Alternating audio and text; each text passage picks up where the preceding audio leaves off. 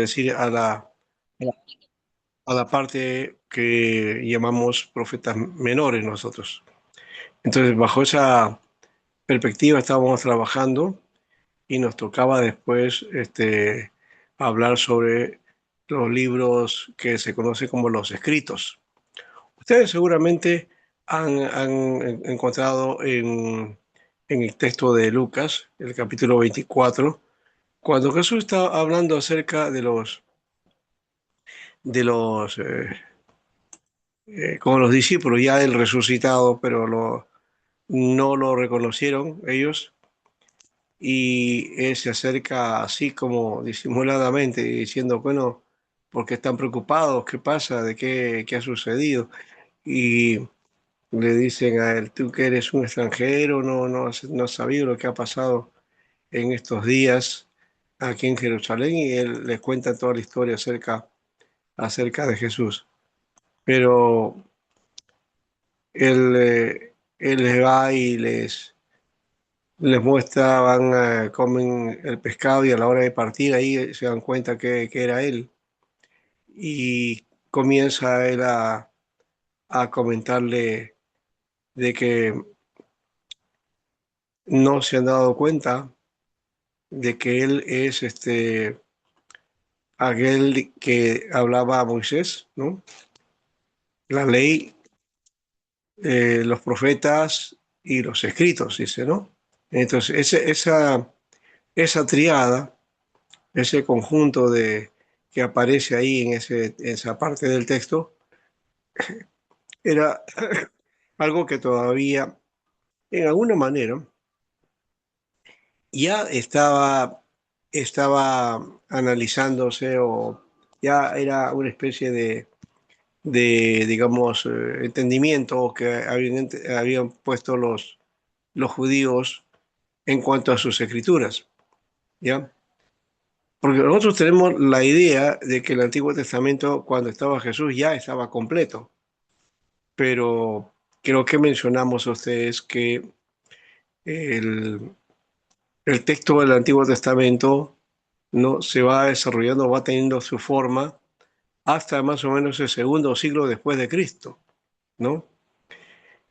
Pero ya se tenía entonces en la época de Jesús por lo menos algo de eso, o lo escribe Lucas en todo caso, que menciona este hecho de que Jesús habla de la ley, los profetas y los escritos, o también en la referencia de los salmos, ¿no? Porque la fuerte influencia de los salmos acerca de, de Pastor, pastor, buenas la noches. parte de los escritos. ¿Sí, hermano? Pastor, sí, sí, por A o B para que se pueda ayudar, tal vez pienso, ¿no? Puede mandarle sus, creo que siempre Cristian puede compartir el PPT, creo que lo sabe hacer bien. Usted lo manda por el WhatsApp y le comparte Sí, ahorita no puedo hacer ninguna de esas cosas porque ni en el justamente WhatsApp puede compartirlo. lo tengo en la computadora y no me está funcionando bien. A eso me refiero. Ya, pastor. Ya, Si ok. no, se lo mandaría. Voy a intentar a ver cómo es el asunto. ¿Ya? Voy a intentar.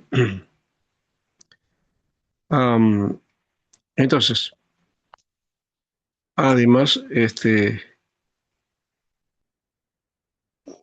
como lo he reiniciado y he comenzado varias veces, entonces voy a tener que buscar. Estoy buscando acá. eh, y bueno, esta es la última clase y ya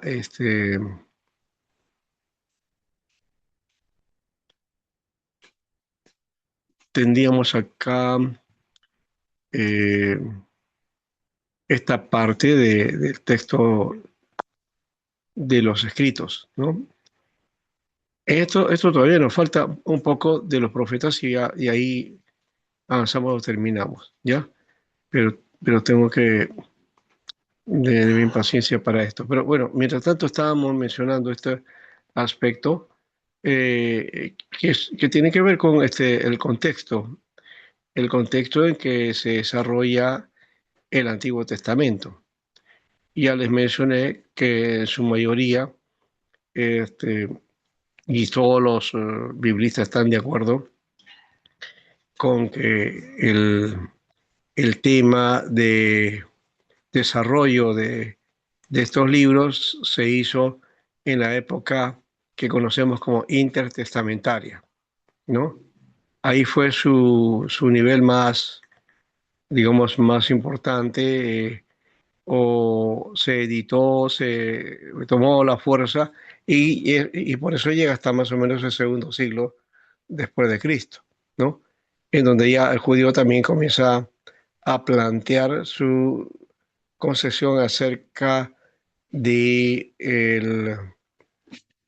del otro texto que viene a ser el Talmud, que desarrolla o de alguna manera también podemos decir que habla de acerca de lo que el,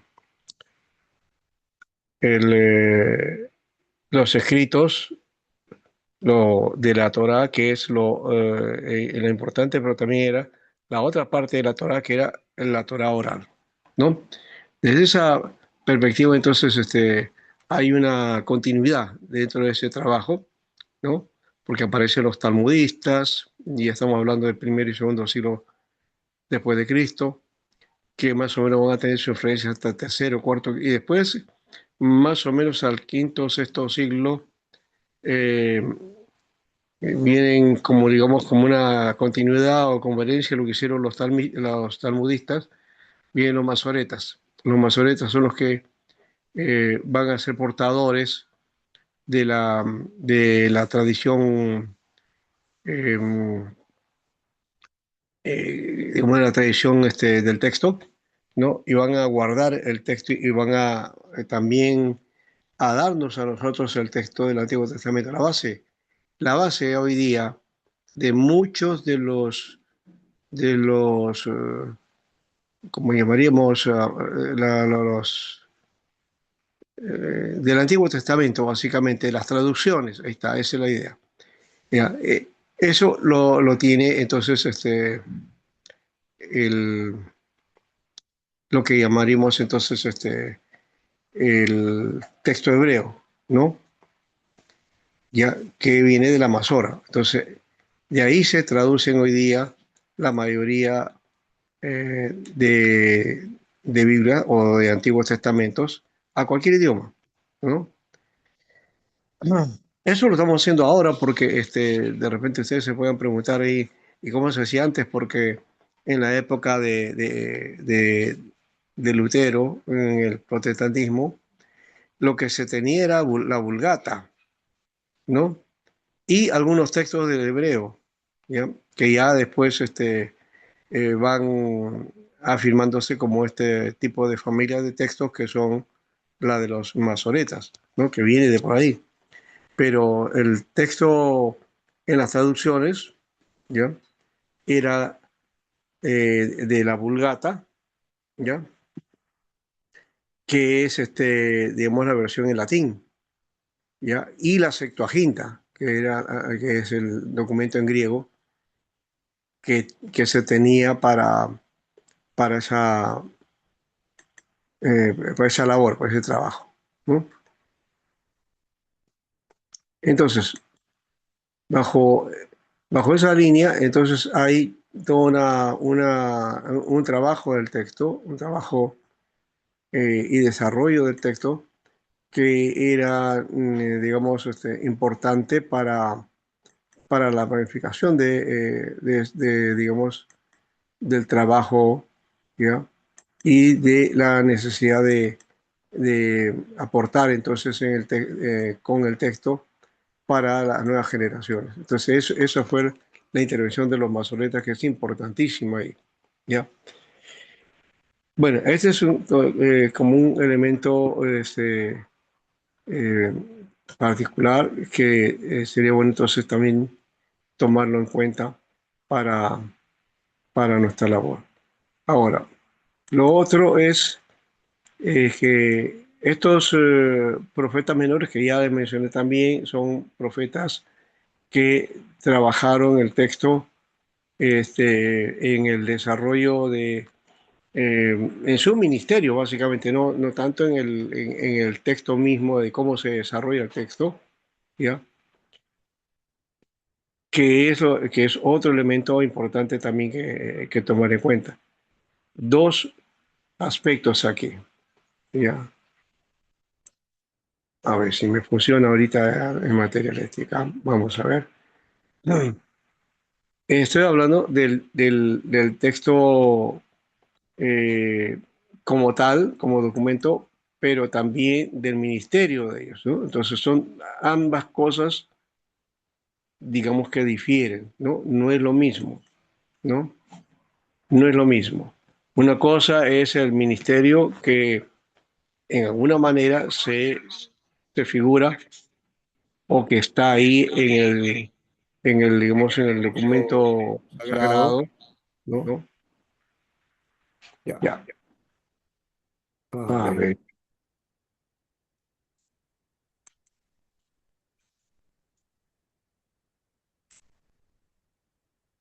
Si me si ve me ve ahora, ahora, no no sé sé si si se estoy doble, creo que creo que no. no. Sí se ve, pastor, los dos. Ya, voy a Ya, voy a, silenciar. voy a entonces a cerrar esta parte Ya, y vamos a vamos a ver ver cómo, cómo nos va por este lado, ya. ¿no?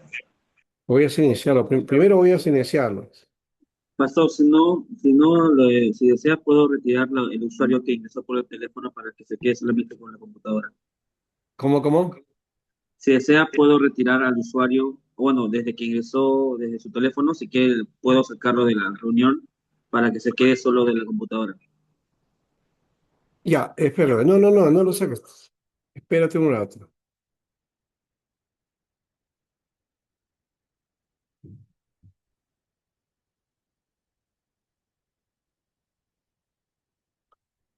Ya, ¿me escuchan? Sí, pastor. Apague mejor su cámara de su celular y ahí no me quedo. Ya, lo que quiero, esperen, lo que quiero ver si me funciona compartirlo. Ya, ahí está. Ya, ahora sí.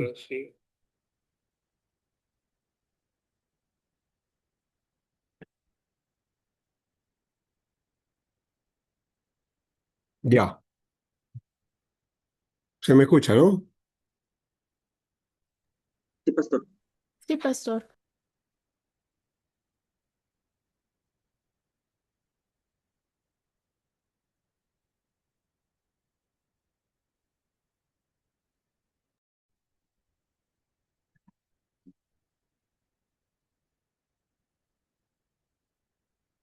Ya, me escuchan, ¿no?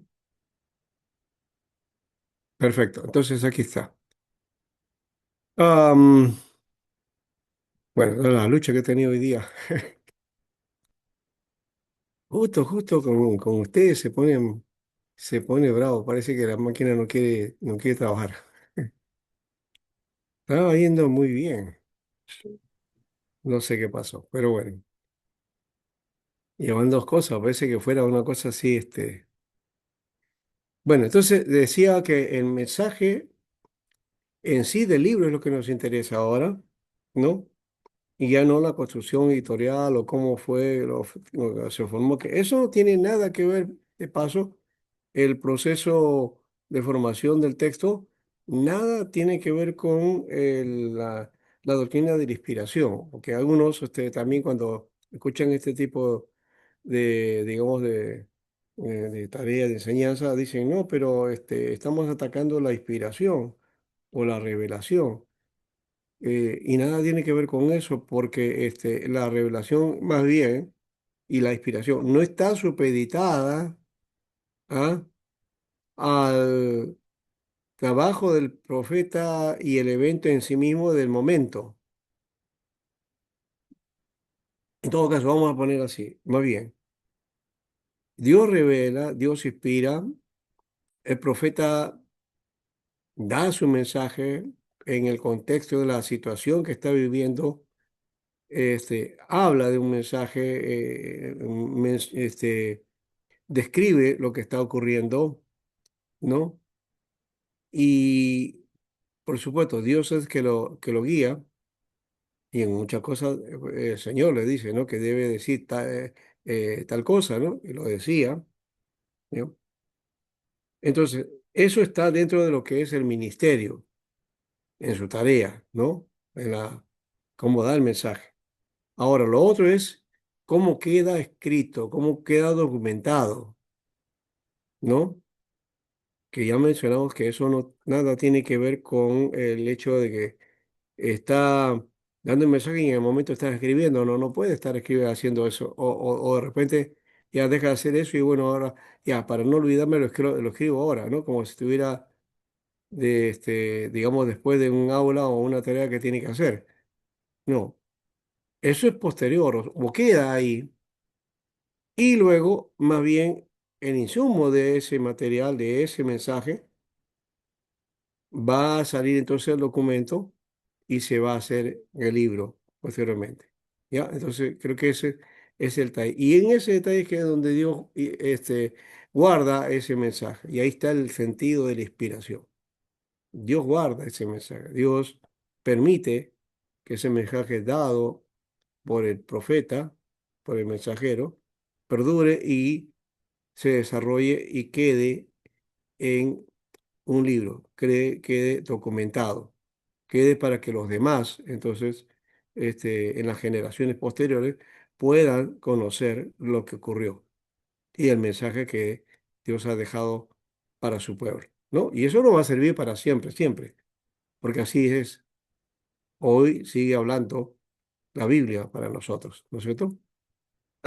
Bien, eso ténganlo en cuenta. Por ejemplo, voy a hacer un ejemplo que quizás le va a sonar feo o raro, pero hoy, por ejemplo, vi la noticia de que otra vez el, el que está el presidente de Estados Unidos, ¿no? Ha atacado al Papa y ha dicho que no, que él está a favor de Irán, que está a favor de que ellos tengan armas nucleares. Y eso no lo ha dicho en ningún momento usted, señor representante de la Iglesia de Roma. No, no lo ha dicho. Más bien ha tenido una voz de denuncia de lo que se está sucediendo. Eso es lo que sucedía con los profetas. Los profetas denunciaban las cosas de ese tipo y lo hablaban sin miedo, con valentía y sabiendo que podía hasta su vida estaba en peligro, ¿no? Entonces, eso hay que tomarlo muy, muy, muy en cuenta, ¿no? El caso que creo que es de Ezequiel, no, de Jeremías, por ejemplo, que cuando se presenta ante el rey y Dios le había mandado, le dice, escribe un rollo y mándaselo a Jeremías, al rey. El rey hace leer el rollo y escucha todo lo que el profeta dice o sea, porque Dios se mandó, o sea, es decir, Dios hablando por boca del profeta en ese documento. ¿Qué hace el rey? Agarra y quema el rollo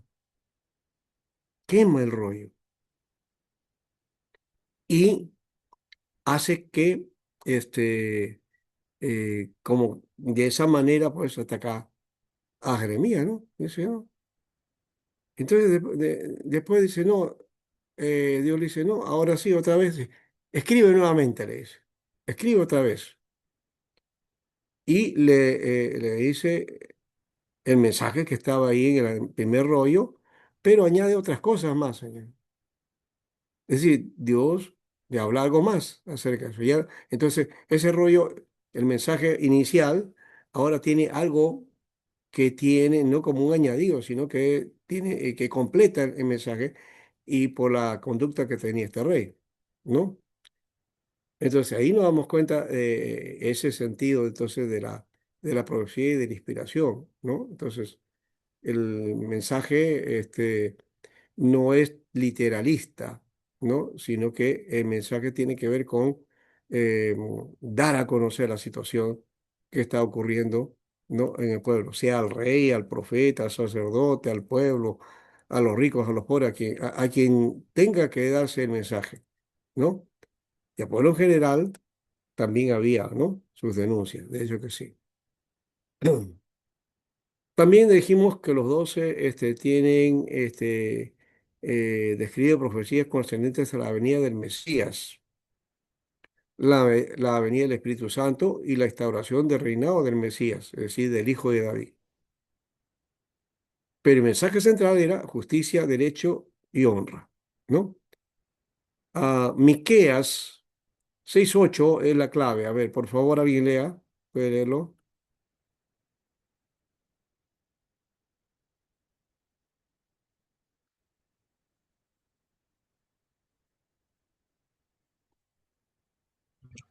Hombre, pastor, yo lo tengo.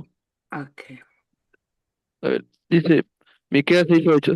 Hombre, él te ha declarado lo que es bueno y qué pide Jehová de ti, solamente hacer justicia y amar misericordia y humillarte ante tu Dios. Ya.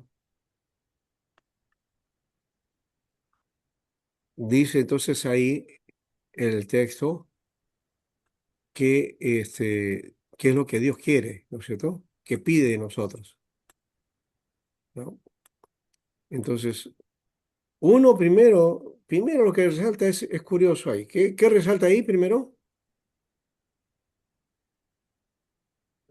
El hombre, ¿Ah? el hombre, la admiración, se admira. Oh, No, no, hombre. no, no, no. Las tres Entonces, cosas, las ah, tres ya, ya, cosas, ya, Justicia, ya, amar y... justicia, ajá. justicia. Mire, misericordia. mire cómo los profetas menores anuncian su mensaje, ¿no? Lo primero que hablan es de la justicia, ¿no? Y aquí no estamos hablando todavía de la justificación por la fe, que eso es otro elemento que viene posteriormente, que está acompañado del mensaje de los profetas, sí, está ahí, porque lo podemos encontrar en Habacuc, ¿no? Habacuc 2:4, que dice,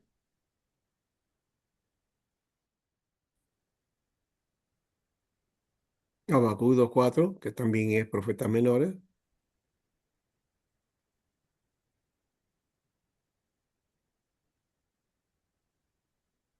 Ya dice así, pastor. He aquí aquel cuya alma no es recta, se enorgullece, mas el justo por la fe vivirá. el justo por la Por la fe fe vivirá. vivirá. Muy bien. Ahora, eh, cuando dice la Biblia, justo por la fe vivirá, esa frase, esa palabra, queda también en el Nuevo Testamento, ¿no? ¿En qué parte está? A ver, del Nuevo Testamento. ¿Y quién lo dijo?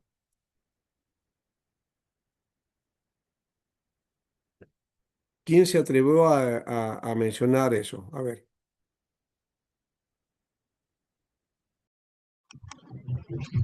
Pablo.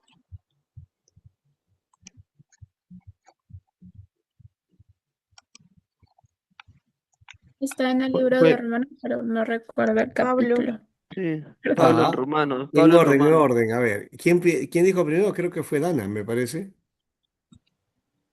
No, Astrid dijo que era Pablo, pero yo dije que está Ah, en el libro de Romanos, pero no recuerdo en Pero qué capítulo lo estoy ya. es de buscando. Ya, Romanos eso uno digo ya. diecisiete Antes Siete. dijo Pablo, Dana dijo Romanos, ya. Pero ahora falta capítulo y versículo.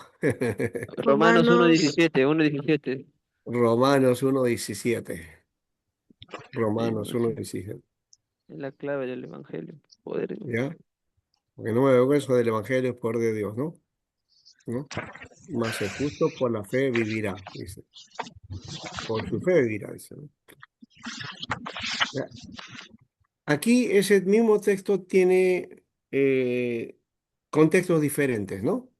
Uno está dado en el tiempo de Habacuc, cuando estaban los asirios acechando, ¿no? Ah, no, pero los babilonios. Estaban acechando y que él le replica y le interpela a Dios diciéndole, pero ¿por qué no haces algo tú, no? somos tu pueblo, pero tú no estás haciendo nada. Tú estás dejando que un pueblo extraño, gentil, pagano, ¿no? Vaya contra tu pueblo y lo destruyas. Luego, Dios le dijo a Habacuc el por qué motivo es que él está permitiendo todo eso, ¿no? Porque eh, el pueblo pues había pecado, ¿no? Se había alejado de Dios. Y de hecho este texto menciona el detalle y la condición en que estaba el pueblo, ¿no? Su alejamiento de Dios. Porque él le pregunta al Señor, ¿por qué eso? ¿Hasta cuándo? Y dice, no, mira, esto va a venir peor y va a ser terrible, pero el justo por su fe vivirá. Mas el justo por su fe vivirá. Es decir, le está diciendo algo aquí que lastimosamente la traducción no nos permite, ¿no? En castellano no limita el texto ahí, tanto en el Antiguo como en el Nuevo Testamento. ¿Ya? Bueno, para el nuevo lo pensamos, hay justificación por la fe, ahí está, ya, justo por la fe vivirá. O sea, creyendo en Jesucristo, ya somos salvos, somos por fe, ¿no? Somos salvos, ¿no? Como dice Efesios capítulo 2. Pero aquí no está hablando de eso, está hablando de que el justo, ¿no? Debe afirmar su fe. Pero ¿y cuál era la fe? Hasta ahí no tenían enseñanza acerca de Jesús, ni la justificación por la fe, que es lo que tenía el judío que tenía el israelita, tenía entonces solamente la Torá, la ley. De eso está hablando aquí, de la ley, del guardar la ley, de ser fiel a la ley, ¿ya? Y creer, ¿no? Y cumplir en el sentido no religioso, sino cumplir en el sentido de la práctica de vida, ¿no? Con todo aquello que la ley enseñaba, ¿no? Para no decir mandaba, porque suena muy religioso eso de mandar. Es más bien la idea de la enseñanza, la instrucción, ¿no? A mi caminar en esa instrucción.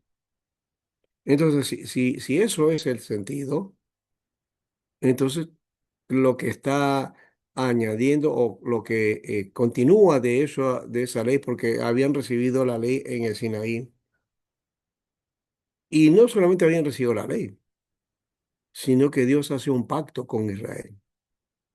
Y al hacer un pacto, al hacer el pacto con Dios, ese pacto les obliga a hacer, ¿no es cierto? Este, guardar la ley, pero también afirmarse en el pacto, ser fiel al pacto, ¿no? Ser fiel al pacto.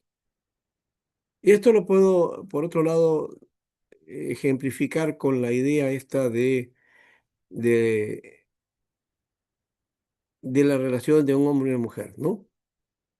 ¿Qué los une? ¿Qué une a un hombre y una mujer? El pacto, Cuando, el pacto, el pacto. claro, el pacto matrimonial, ¿no es cierto? Algunos dicen, no, ese es una obligación que tengo que firmar y entonces ya estoy frito y no puedo hacer nada porque no, tengo, ya tampoco. Entonces, si no va la cosa, bueno, este, simplemente denunciamos eso y quedamos libres, ya está, ¿no? Es que no están comprendiendo lo que es ese compromiso, que es un compromiso y es un pacto. Y ya. Ese mismo ejemplo que le estoy diciendo, también ese pacto, ese convenio hizo Dios con su pueblo. E inclusive en muchos profetas habla la idea, ¿no? De que Dios tenía como esposa a Israel, ¿no? Y es el caso de Oseas, ¿no? La figura de Oseas, ahí se muestra esa figura, ¿no? Entonces, lo que aquí estoy mencionando no es nada extraño, nada raro, es exactamente como se presenta en el Antiguo Testamento la idea. Y por eso es que también la Biblia habla de que cuando el pueblo se alejaba de Dios o se iba tras otros dioses, entonces decía que había adulterado, ¿no? era la esposa infiel, ¿no? Que se iba tras sus amantes, ¿no? Como lo hizo la esposa de Oseas, ¿no? Entonces, o como en un otro momento dice, ¿no? Tus fornicaciones han llegado a mí, ¿no? Sí. Entonces, esa idea de que Israel se había corrompido, ¿no? Entonces, al corromperse tras otros dioses, había sido infiel al pacto, se había alejado. El pacto le indicaba que era pueblo de Dios para siempre, pueblo suyo, y como dice el texto de Salmo, ¿no? Oveja de su prado, pero nada que ver con eso en la conducta, ¿no? Por eso es que viene entonces los asirios, vienen los babilonios, y Dios manda estos pueblos para, para castigar a su pueblo, ¿no? Por esa conducta. Y entonces, más bien le dice, más el justo por su fe vivirá. Es decir, más el justo no es porque se porte bien, ¿no? Porque uno piensa, nada, es que ahí era por obras, no, nada que ver eso. No, el justo estaba justificado porque estaba en la Torá y estaba en el pacto. Eso lo santificaba, esa era su cubierta. Se salía de eso, entonces su condición de justo pues se perdía, ¿no? Entonces dice, el justo por su fe o su fidelidad al pacto vivirá. El justo, ¿ah? Vivirá, ¿no? Por fidelidad al pacto, ¿no? Ese pacto que te hace justo, pues ahora entonces tienes que andar en justicia. Eso es lo que te dice. En la justicia del pacto, ¿no? Honrar eso, ¿no? Y es lo que ocurre también en caso de matrimonio, pues, ¿no? Entonces Israel tenía que estar gozosa de tener un esposo, ¿no? Y ser la esposa adecuada y fiel, ¿no? Eh, y lastimosamente no lo fue, ¿no? Entonces hay que reconocer eso también. Bien.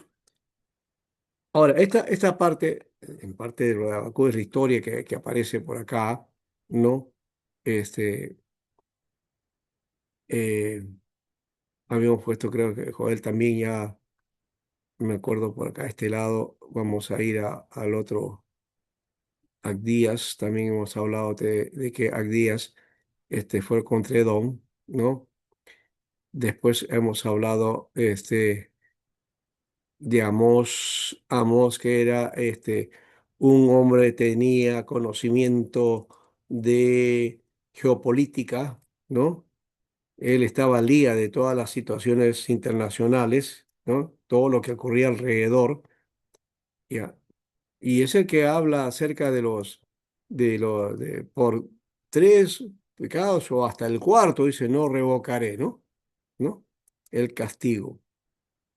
Y menciona varias naciones ahí, ¿no? A naciones que estaban alrededor de Israel y que algunos son casi parientes, ¿no?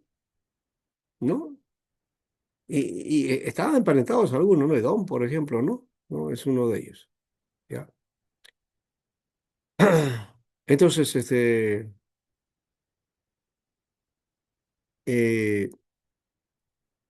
esta era la necesidad que tenía el pueblo en Israel del siglo VIII, que es la época de Amós, ¿no? Es que fueran eliminados los elementos paganos que se habían insinuado en su vida y el culto que daban a los dioses a través de los siglos. Había entrado una categoría muy especial en el mundo de aquella época que se llama el enoteísmo con H al comienzo, enoteísmo. ¿Qué cosa es el enoteísmo? Porque nosotros siempre cuando hablamos acerca de Israel y los ídolos y cómo se iba tras otros dioses, entonces decía, es que permitían la idolatría. Pero la idolatría es la condición de creer en varios dioses, ¿no? Un pueblo que podía tener muchos dioses, ¿no? Y que a mayor cantidad de dioses se sentía más protegido, ¿no? Que ese era el concepto antiguo, ¿no? Más dioses, más protección. En cambio, si un pueblo tenía pocos dioses, entonces no estaba tan protegido, ¿no? Era un pueblo pobre, un pueblo que ni los dioses los querían, ¿no? Entonces, eh, Israel pues trataba de promover un solo Dios y eso era la burla para los demás, ¿no? Porque ¿cómo se atreve a tener un solo Dios? Entonces no tienen protección y bueno, y atacaban continuamente, ¿no? Pero Israel había caído en otra idea, otra acción que también había dentro de los otros pueblos, que se conoce como el enoteísmo. Y el enoteísmo era, y es la idea, de tener a un Dios como base, como primero, pero también tener otros dioses, ¿no? Esa era la figura del enoteísmo. Entonces en Israel fácil sería, tenían esto, ¿no? Es lo que ocurrió con Salomón, por ejemplo, ¿no? Salomón, sus esposas metieron los dioses, ¿no? ¿No? El culto y adoración a Baal y a otros dioses, ¿no? Una cantidad de dioses que metieron ahí, ¿no? Porque sus esposas eran, pues, no eran del pueblo de Dios, ¿no? Entonces, y él le permitió eso. Entonces, él creía en un solo Dios, pero permitía que se rindiera culto a otros dioses. Ahí hay un enoteísmo, ¿ya? Un enoteísmo, ¿no? Porque de repente Salmón ya era monoteísta, sí, pero era un monoteísmo medio así, ¿no? Ya pues permite a otros dioses. O sea, en la práctica se estaba dando un enoteísmo, ¿no? Porque Jehová no había dejado de ser el Dios principal para ellos, pero habían otros dioses, ¿no? Entonces, y esa era la práctica de muchas otras naciones, ¿no? Tenían un Dios principal y luego tenían dioses, ¿no? Para otras acciones, ¿no? Tenía para Dios para el vino, el Dios para los alimentos, el Dios para el matrimonio, el Dios para la guerra, el Dios para la paz, el Dios para los viajes, el Dios para la salud, ¿no? O sea, cada acción o actividad humana, pues, estaba respaldada por un Dios, ¿no? Hasta la protección, ¿no? Esa figura de los idolillos o lo que se practicó en Roma que básicamente viene de ahí, aunque creo que estuvo en otras naciones también, esa figura de los idolitos o los dioses familiares, ¿no? Que por ejemplo, esa idea de paso ha llegado hasta nuestros días, hasta hoy día está llegando y les voy a decir por qué. Esa idea de que cuando moría un pariente, ¿no? Un familiar, entonces ese familiar se convertía en protector de los parientes vivos, de la familia. ¿Ya? Y los representaban en unos idolillos, ¿no? Unos ídolos pequeñitos, ¿no? Idolillos. Y eso creo que sucede también en la época de Isaac, ¿no? Me parece, ¿no? Por ahí. Con una de las esposas, creo, no sé si era Raquel y Lea, no me acuerdo ahorita de ellas, pero una de ellas que este, se había llevado los ídolos, que también eso era la herencia, ¿no? Que tenga los ídolos tenía la herencia. Bueno. Pero esa figura hoy ha regresado también. ¿Saben en qué forma ha regresado? Imagínense. Hubo más o menos por los años 80, 90 una fiebre sobre ángeles en Estados Unidos. Eso, eh, este, ¿cómo se llaman esto? Documentales, tenían, se hicieron libros, se hicieron tratados, ¿no? ¿Ya? En nivel general estoy hablando, ¿no?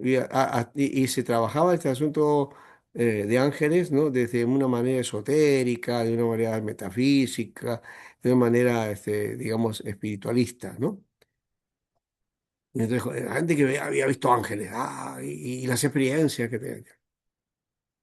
Eso en esa época ya pasó, ya se olvidaron del asunto. Pero en esta época ha venido la idea y se ha hecho muy popular esta, ¿no? Alguien muere y entonces, ¿qué te dice?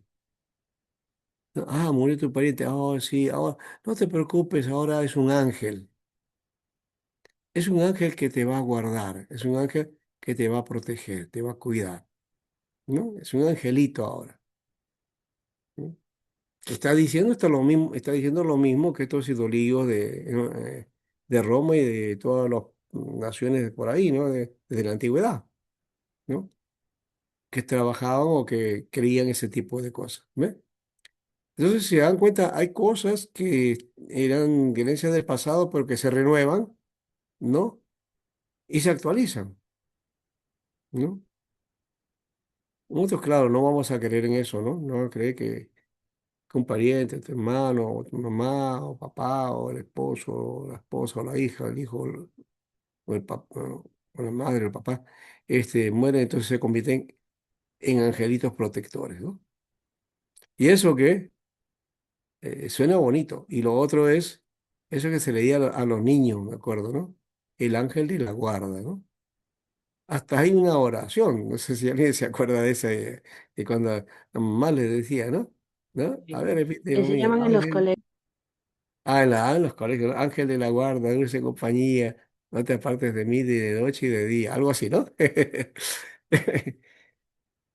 Bueno, parece una cosa de broma, digamos, un poco de humor de repente, si lo podemos tomar de esa manera, pero en realidad, eso era una sentencia fea, terrible, ahí en el Antiguo Testamento y el mensaje de los profetas tenía este aspecto, ¿no? Entonces, eh, la esencia era revivir el ideal mosaico, no sé, es decir, volver a la ley, ¿no? A la esencia de la adoración verdadera, ¿no? Que de paso ese es el concepto que tenían en el mundo judío, ¿no? Adorar a Dios.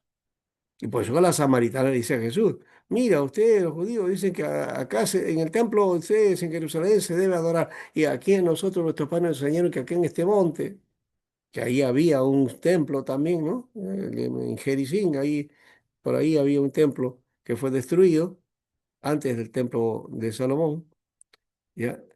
Ah, sí, por ahí más o menos. Y ¿qué le dijo Jesús? Vendrá el día en que ni en este monte ni en Jerusalén adoraréis, ¿no? Sino que adoraréis en espíritu y en verdad. Pero ese concepto de adoración viene desde esa época, ¿no? ¿Y cómo se adora? En ese sentido también es Dios celoso, pero no es celoso porque quiere ser el exclusivo, ¿no es cierto? ¿No? Es como las esposas celosas, ¿no? No sé si alguno tiene esa experiencia, ¿no? O alguna es casada y es esposa celosa, ¿no? De esas que quiere ser posesivas y lo toman al esposo como sea, ¿no? Y cualquier mirada por ahí o una palabra, ya, ¿no? Bueno, eso, eh, esa no es la figura, no es la figura de Dios, ¿no? Porque a veces esos celos nacen de duda. La seguridad era, Dios veía, los celaba con celo santo porque sabía cómo era Israel, ¿no? Y por supuesto por reclamaba porque era su pueblo, ¿no? Entonces, este, el asunto era tomar en cuenta a Dios, el Jehová Dios de justicia, ¿no? Y que como tal no hacía el caso a los privilegios especiales de Israel, ¿no? No hay privilegios. Y ojo que también hay que tener cuidado porque eh, a veces tomamos algunas enseñanzas de la Biblia y las tergiversamos, ¿no? ¿Cuántas veces habrán escuchado o habrán dicho ustedes, ¿no? Somos la niña de los ojos de Dios. Con eso estamos diciendo, somos los privilegiados, ¿no? ¿No? Dios nos cuida, nos guarda, somos su pueblo santo y qué más, ya, correcto. Pero ¿saben qué?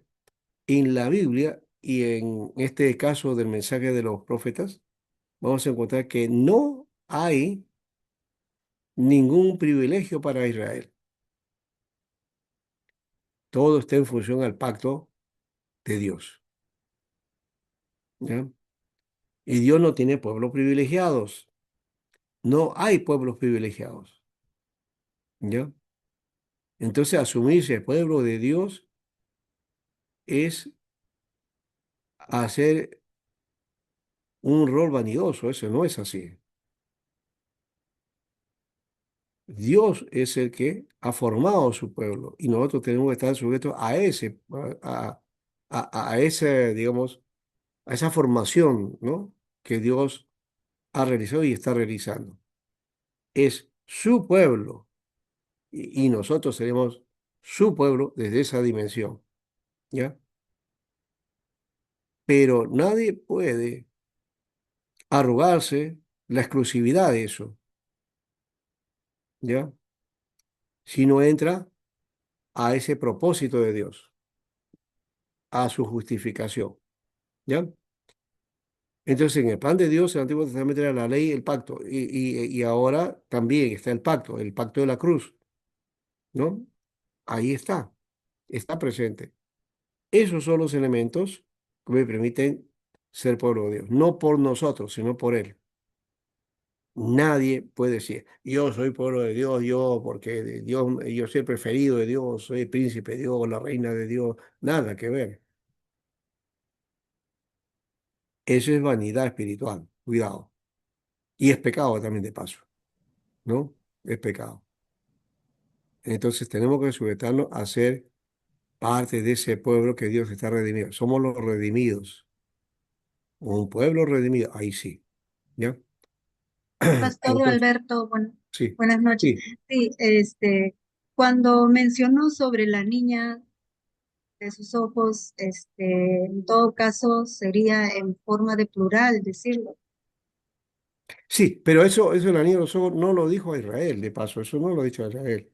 Busquemos ese texto y van a encontrar que no dice eso, se lo está diciendo, creo que a, a uno de los profetas, no sé, algo por ahí está. Voy a ver. Ya, Como pero sigue, hermano. que es algo especial, algo amado, algo protegido, Claro, valioso, ya, claro.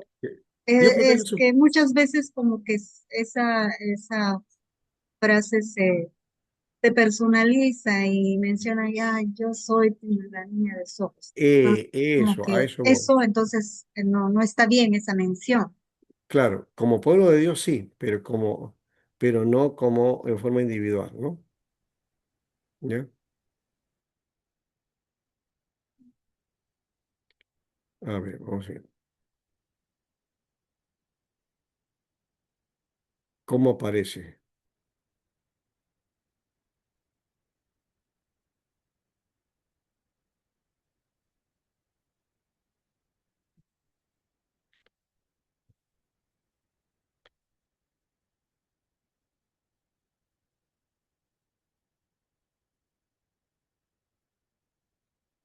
No sé si dice niña de mis ojos o niña de los ojos.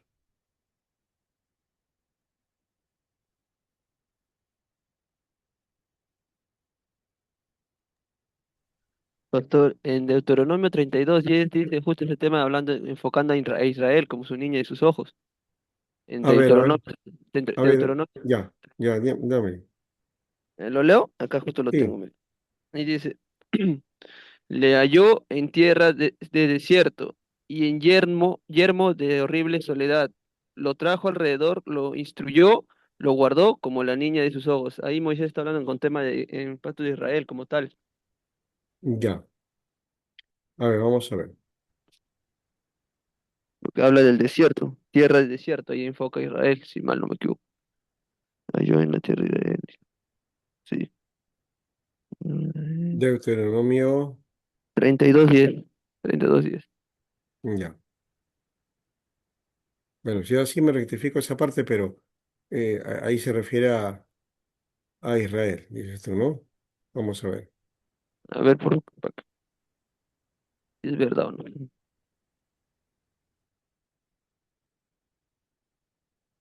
¿Qué estás haciendo de desorden, Cristian? Ah, No le estoy fregando a Cristian, pero bueno. ya. Dime el texto del El texto era Deuteronomio 32:10, pastor. Deuteronomio treinta y 32:10. dos 10. diez. Ah, curioso que no está acá. No está en las referencias acá.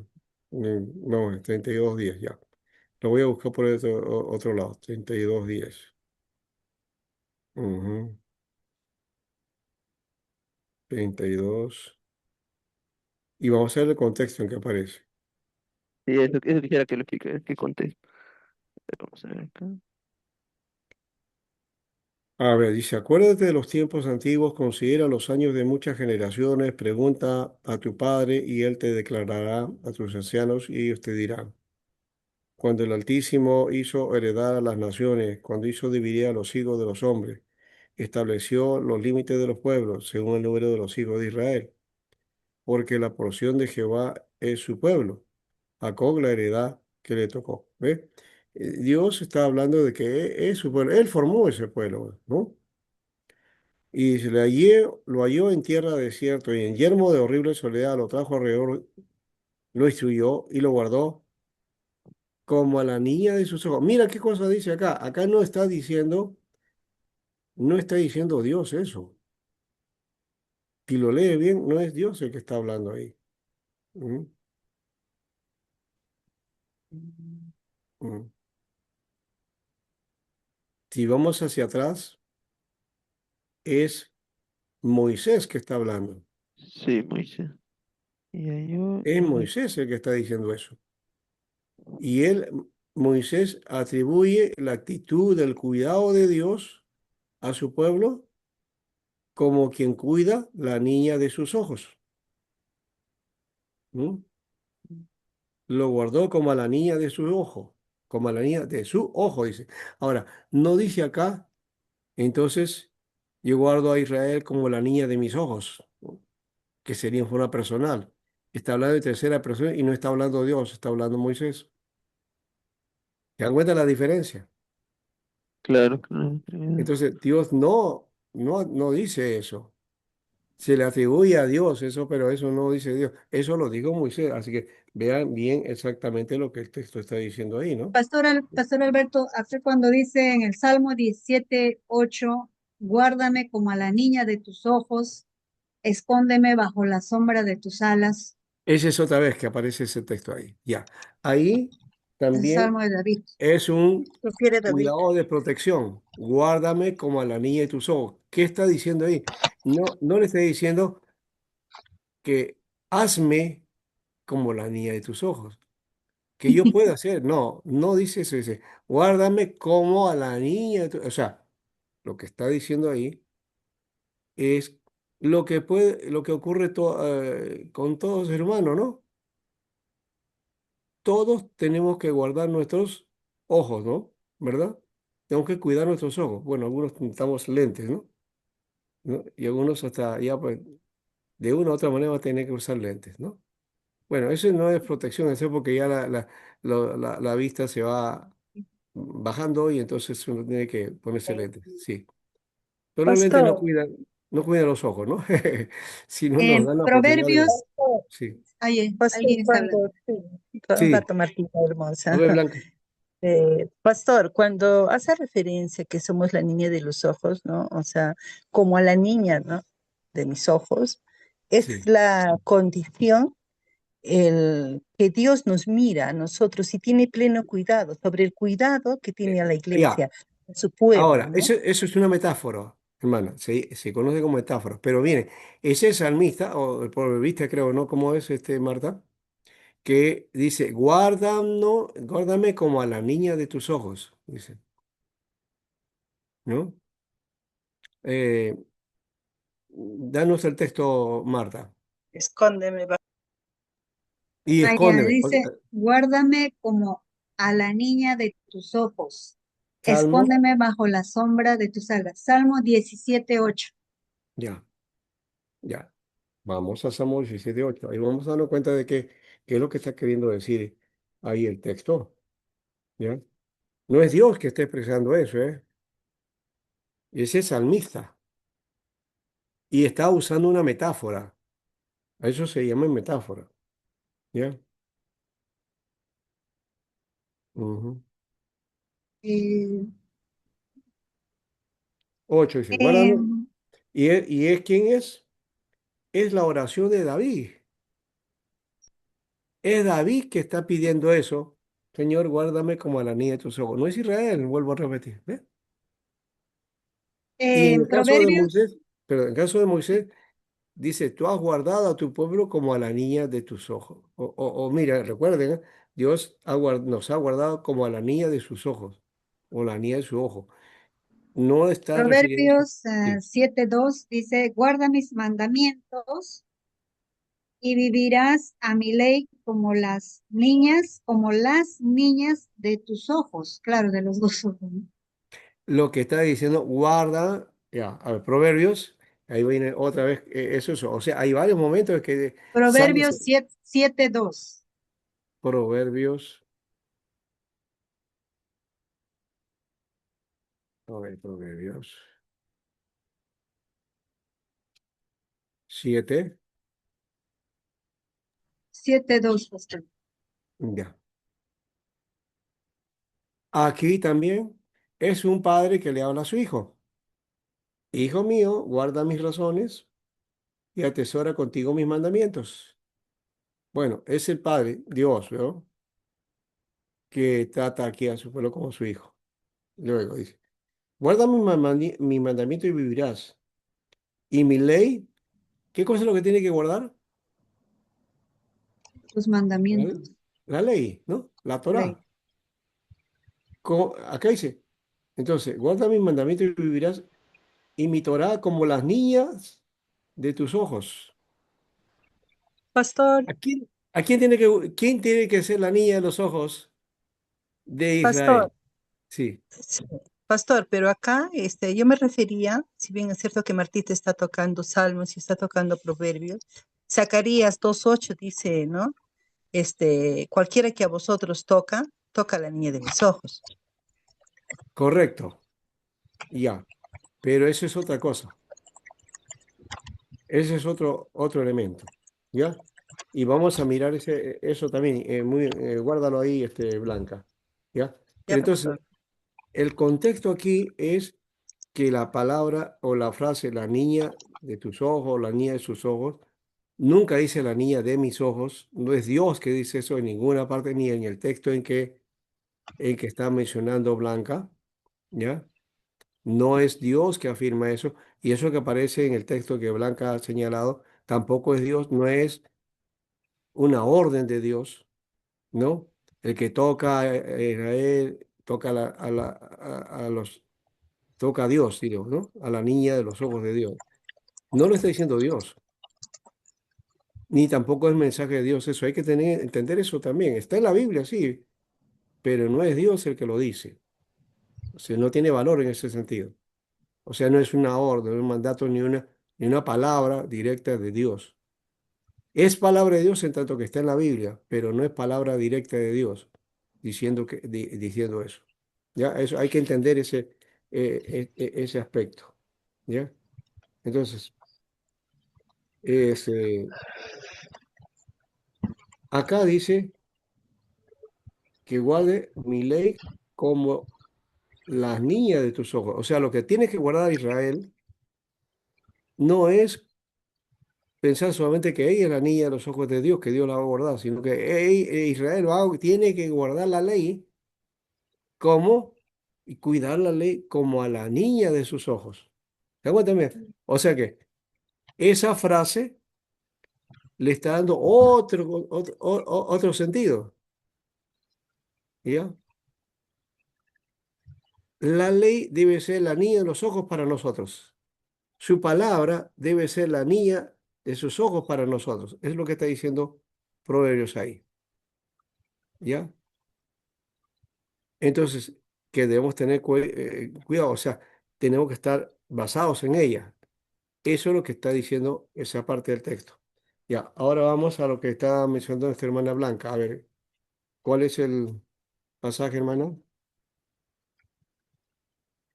Zacarías 2. Zacarías. Que Zacarías justamente tiene que ver con profetas. Ya, Zacarías 2.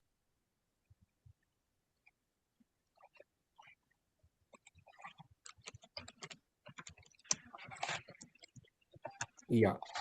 ¿Qué versículo?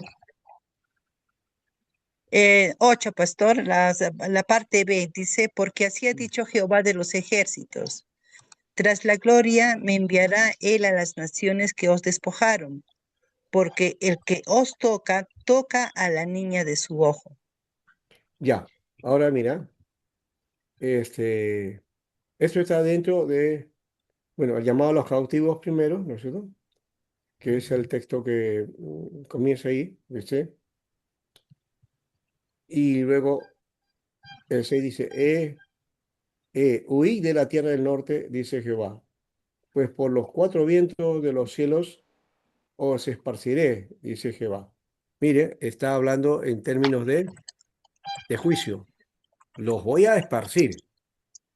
Es pueblo de Dios, Dios la cuida y la guarda, pero la va a esparcir. La va a esparcir por su mala conducta, ¿no? Por haberse alejado de la palabra y del pacto, que habían quebrado el pacto. Y después dice, oh Sion, la que mora con la hija de Babilonia. ¿Ya? Dice, oh Sion, la que moras con la hija de Babilonia, escápate. O sea, está con los ídolos, escápate de eso, sal de eso. ¿Ya? Porque así ha dicho el Señor, Jehová de los ejércitos, tras la gloria me enviará Él a las naciones que os despojaron, ¿no? Porque el que os toca, toca la niña de su ojo. Aquí está hablando de esto, de que, y parece que aquí hay una referencia aparentemente de que es Dios, pero dice que Dios va a llenar de gloria a su pueblo y lo va a enviar de nuevo ante esas naciones, ¿no? Y dice, a las naciones que os despojaron, ¿ya? A las naciones que os despojaron. Y dice, porque he aquí yo alzo mis manos sobre ellos, y serán despojos a sus siervos, y sabréis que Jehová de los ejércitos me envió. ¿Ya? ¿Qué está hablando? El profeta Zacarías, ¿no? Y el profeta Zacarías dice, porque así ha dicho Dios, dice, ¿ya? Y en medio de eso, de que dice que toca, lo que está diciendo aquí es que hay naciones, ¿no? Que Dios ha permitido que toque Israel, que los destierre, que los saquen. Eso ocurrió. ¿Alguien me puede decir que no, que Dios los guardó? ¿Ah? Con Asiria, ¿Dios guardó a Israel? No. Asiria aplastó todo y desapareció, lo desapareció. Babilonia invadió Judá, destruyó el templo, destruyó la ciudad, dejó todo esto en estorbo y se llevó cautivo a un grupo de gente. ¿Dios los protegió? No, No. ¿no es cierto? Dios permitió eso por su mala por haberse alejado de la ley, Desobediencia. de haberse alejado de la palabra y del pacto. Por eso Dios le permitió todo eso. Pero Pastor también, Alberto, ahora, sí. espérese un ratito para terminar la idea.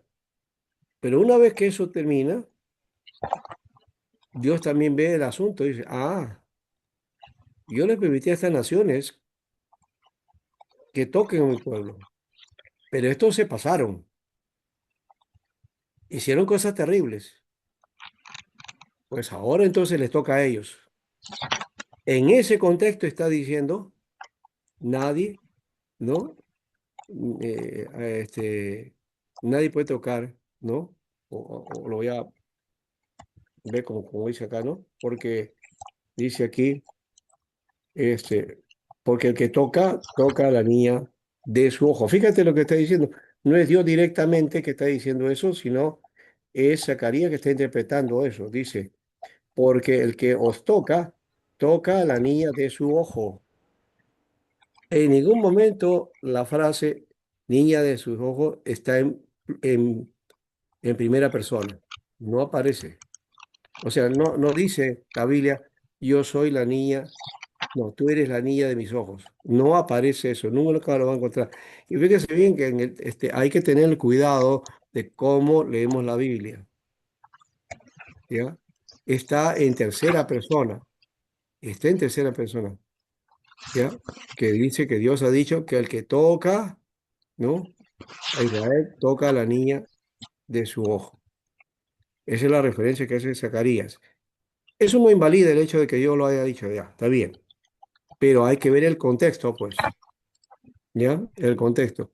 En ese contexto en que Dios permitió a estas naciones que fueran, digamos, utilizadas por Dios para hacer juicio a su pueblo, pero todo lo que han hecho, todo lo que devataron y todo lo que les destruyeron, también les va a tocar a ellos. ¿Y qué pasó? Asiria fue destruida, desapareció. Persia, pero los griegos también lo desaparecieron, lo destruyeron. ¿Te dan cuenta? Entonces se cumplió eso. ¿Ya? Se cumplió el hecho de que entonces, muy bien, tú tocaste, fuiste demasiado, te exageraste, muy bien, te toca a ti ahora, ¿no? Entonces, de esa manera Dios guardó a su pueblo, ¿se dan cuenta? De esa manera. Bueno, espero que se entienda eso. Entonces, no es para uso individual, particular, es para su pueblo, ¿ya? Y aparece varias veces que hemos dicho ya también. Gracias por ese. Pues ustedes lo han ayudado en este aspecto. Está en Deuteronomio, está en Salmos, está en Proverbios, está en Zacarías. ¿Mm? Y aquí uno puede decir, está en todo el Tanakh, porque Deuteronomio pertenece a la Torá, ¿no? ¿Qué más? Proverbios y Salmos pertenecen a los escritos. Y Zacarías a los profetas. Entonces ahí están los tres, ley, profetas y escritos. Está en toda la Biblia. Y Dios cuida a su pueblo, ¿correcto? Pero cuida de tal manera que no significa que Él no va a permitir que no los ataquen, porque si no, en la historia entonces estaríamos mintiendo, porque en la historia de Israel ha habido muchas cosas de ese tipo y cómo los pueblos invadieron y destruyeron a Israel. Uno podría decir eso. ¿Cómo? Si dice Dios que Dios la guarda como la niña en sus ojos y el que toca a Dios toca, a Israel toca a la niña en sus ojos, entonces, ¿por qué es que en la historia permitió que estos fueran invadidos, destruidos, desaparecidos? Desaparecieron 10 tribus, recuerden. 10 tribus desaparecidas, ¿no? Entonces, el hecho de que Él guarde, y además hay otro detalle, ¿no? Cuando dice ahí niña de sus ojos o niña de su ojo, está hablando del cuidado que tiene Dios, ¿no? Por su pueblo. El cuidado no es privilegio, no es algo como yo, como que, como hace el papá, a veces dice, tiene su niña, ella es la niña de mis ojos. ¿Por qué? Porque pide una cosa, ya toma. Ya, quiere un paseo, ya vamos, toma. Quiero otra cosa, ya toma. Le da de todo porque, no, es que tengo que cumplir porque ella es la niña de mis ojos. Es que esa no es la actitud de Dios, ¿se da cuenta? Cuando decimos que Dios dice, entonces, con respecto al pueblo, la trata como la niña de su ojo, no es que le da, ya, pues, Señor, pues, dame esto, ya le da. Señor, no, no, no, no. No Pastor, es la engreída, vamos a decir, ya, vamos a decirlo así, al seco. Dios no tiene engreídos, ni siquiera obviamente, pastor. Israel. ¿Ah? ¿Se entiende ahora? Pastor, es más, nos dice que el niño consentido, ¿no? Es vergüenza del padre y de la madre. Entonces, eh, el consentir a una persona O a va un contra la pueblo. moral. Tenemos que ser, como dice, educar a nuestros hijos como Dios nos dice, ¿no? Claro. Y más un pueblo también, ¿no? ¿No? Dios no consiente a los pueblos, ¿ya? Hoy se ha tergiversado eso que hay ahora naciones que se dicen que son el pueblo de Dios y hacen lo que les da la gana y por si acaso eso no es así. No. Muy bien. Ya, dejamos así, ¿no? Pastor, entonces No, se entiende que Israel es la niña de sus ojos de Dios y también el pueblo. O sea, el pueblo de Dios también es la niña de sus ojos porque tiene el no, cuidado eh, ya, o estoy mal. ya. Pero hay que rectificar. No, no es que Israel y el pueblo de Dios, no. Israel como pueblo de Dios. Israel como pueblo de Dios. Israel formado por Dios como pueblo. Eso es decir. No hay separación, ¿ya? Eso hay que tomar eso en cuenta, ¿ya? Estoy hablando de la Israel bíblica, de lo que de Dios y que tiene las promesas en Dios. De eso estamos hablando. No de la formación de Israel como pueblo dentro de los estados, eso no. Eso es otro aspecto. El aspecto político es otro aspecto, ¿ya? Ese aspecto no está hablando Dios ahí, ¿ya? Entonces, hay que tener el cuidado de eso. Otro lado también de lo que Amós planteaba también era el hecho del lujo y la riqueza, ¿no? ¿No? Las casas extravagantes, el aspecto, digamos, del contraste entre la riqueza y la pobreza, ¿no? Que esa era una cosa que avergonzaba, ¿no? ¿No? Eh, donde hay mucha riqueza también hay pobreza, eso es lo curioso, ¿no? Es un contraste tremendo y eso, por ejemplo, está ocurriendo en Israel, ¿no? La violencia y la opresión también, ¿no? La riqueza y el lujo de los ricos que fueron tenidos por violencia y robo, porque oprimían a los pueblos, o por los negocios deshonestos, ¿no? O recibir cohecho y presente. ¿Qué es lo que quiere decir cuando está hablando eso de la corrupción, ¿no? Ya los profetas hablaban de eso, de la corrupción, ¿no? Las mujeres no eran mejores que sus maridos, porque mandaban, también eran así, ¿no? Iban extravagantes. Las cortes eran corruptas, se practicaba inmoralidad, ¿no? Sin vergüenza. Los mercaderes perdían la paciencia, ¿no? Cuando eran interrumpidos por los días religiosos, ¿no? Que para todo era negocio, ¿no? Un poquito, a veces pensaba que el mercado estaba, es solamente hoy, ¿no? Hoy día lo monetario que es lo que demanda. No, también había en esa época esa situación. Entonces, el mensaje era perdición. El pueblo estaba perdido, ¿no? Y los pueblos estaban perdidos, ¿ya? La gente alrededor de Amós confiaba en el favor divino por dos razones. Fíjense a ver si esas razones persisten hoy día o son parte de nosotros. La primera era que los elegidos de Jehová eran los elegidos de Jehová, ¿no? Cuidado, ese.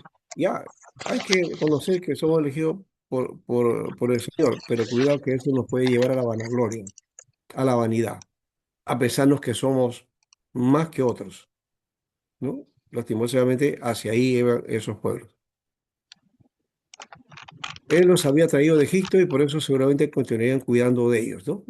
Esa era la idea que tenía, ¿no? Entonces, somos elegidos, Dios nos protege, esa idea, ¿no? La niña de los ojos, ya, Él nos va a proteger.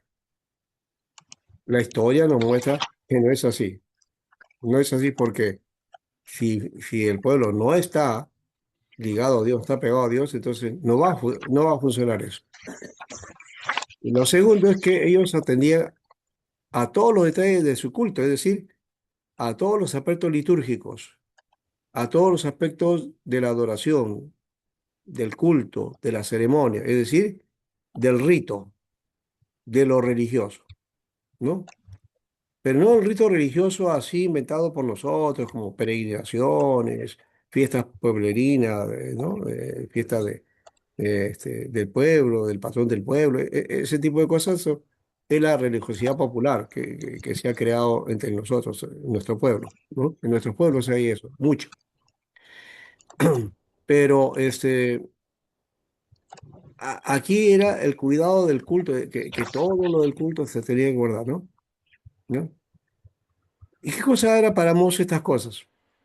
¿No? El hecho de que, ay, soy elegido por Dios, Dios me cuida y siempre me va a cuidar.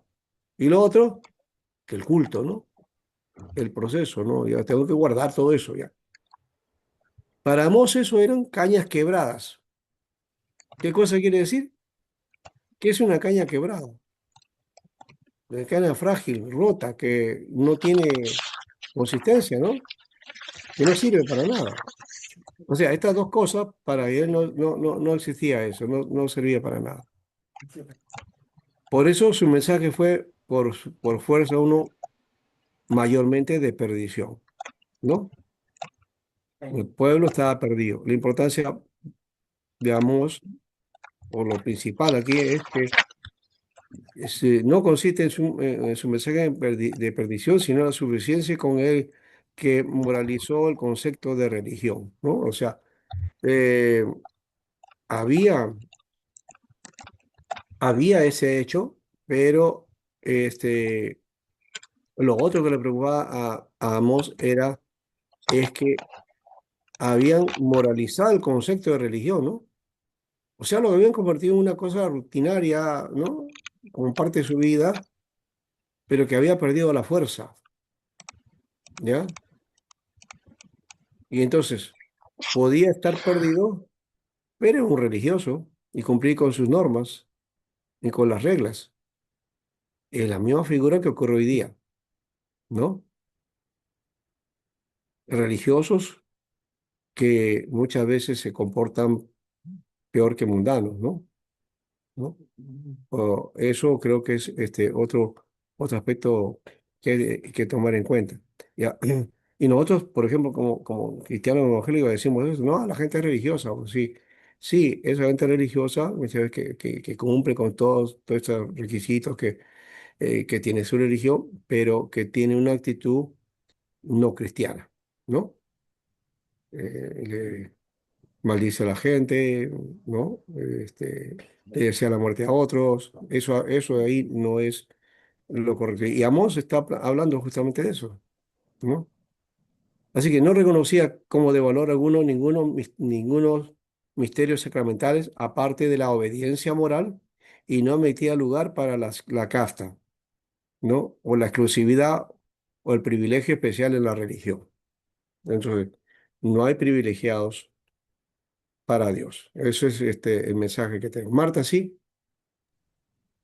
Pastor, ¿y qué hay de la mención que si la persona vuelve a prácticas mundanas y su comportamiento es como dice, peor que una persona que no ha conocido al Señor?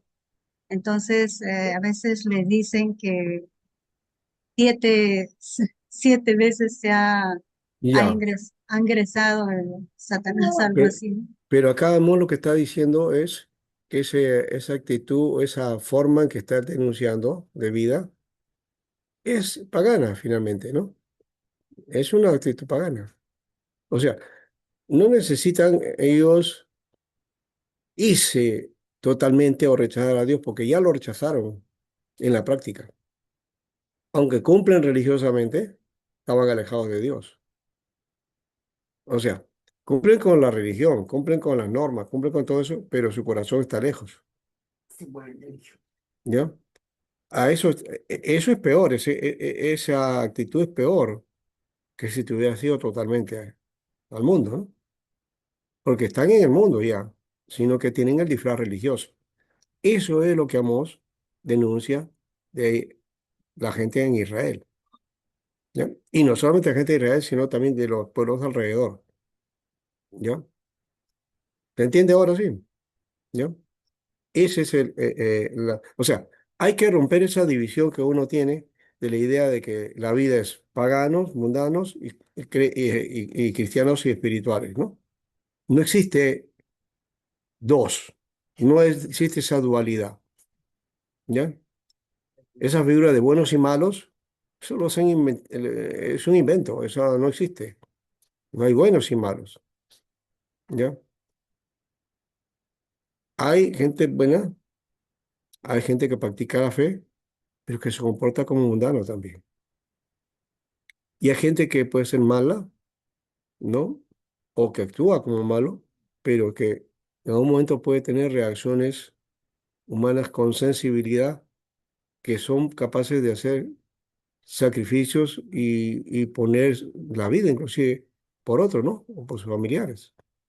Entonces, de esa manera vamos a ver eso, ¿no? Entonces, no hay malos, malos, malos, ni buenos, buenos, buenos. No existe eso, ¿ya? Hay de todo, ¿ya? Que puede ser que la tendencia a la maldad esté en un cierto sector o ciertas personas, es una cosa, ¿no? Que lo domina la carne, sí, eso puede ser. Eso sí es cierto, ¿ya? Pero no significa que en el fondo esa persona sea mala, re mala, ¿no?